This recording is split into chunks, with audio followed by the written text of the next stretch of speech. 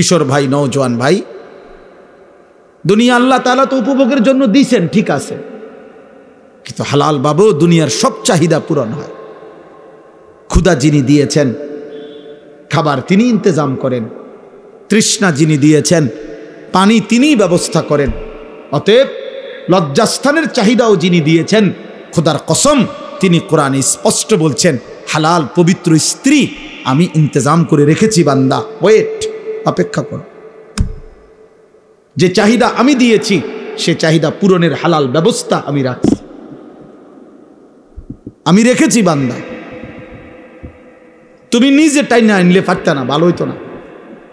2-3 নম্বর হইব, নাহলে 6 নম্বর হইব। হ্যাঁ, কমপক্ষে 2 নম্বর হইবে, আর বেশি হইতারে 6-7 নম্বর হইতারে। দেখবা 3 বছরের রিলেশন, 3 বছর 7 বছরের রিলেশন, 6 মাসের মাথায় দেখবেন গড়টা জাহান্নামের টুকরা। চ্যালেঞ্জ করলাম, চ্যালেঞ্জ। এরকম একটা ঘটনা না, হাজার হাজার।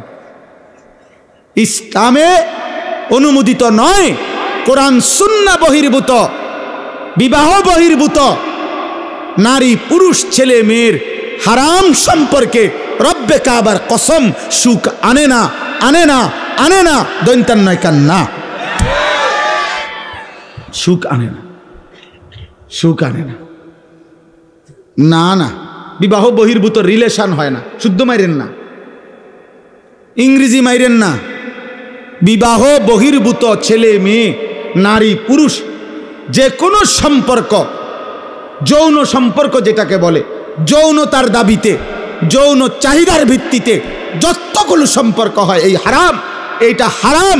এটা কখনোই আপনার রিলেশন না, এটা প্রেম না, এটা ভালোবাসা না, এটা জিনা, জিনা, জিনা, এটা ব্যভিচার, ব্যভিচার, ব্যভিচার, এটা ব্যভিচার।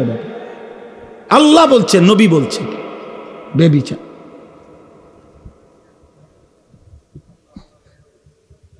কোনোভাবেই প্রেম হয় না। প্রেম এই শব্দটি বিবাহ বহির্ভূত ছেলে মেয়ের ক্ষেত্রে ব্যবহার করার শরীয়তে কোনো অনুমতি নাই।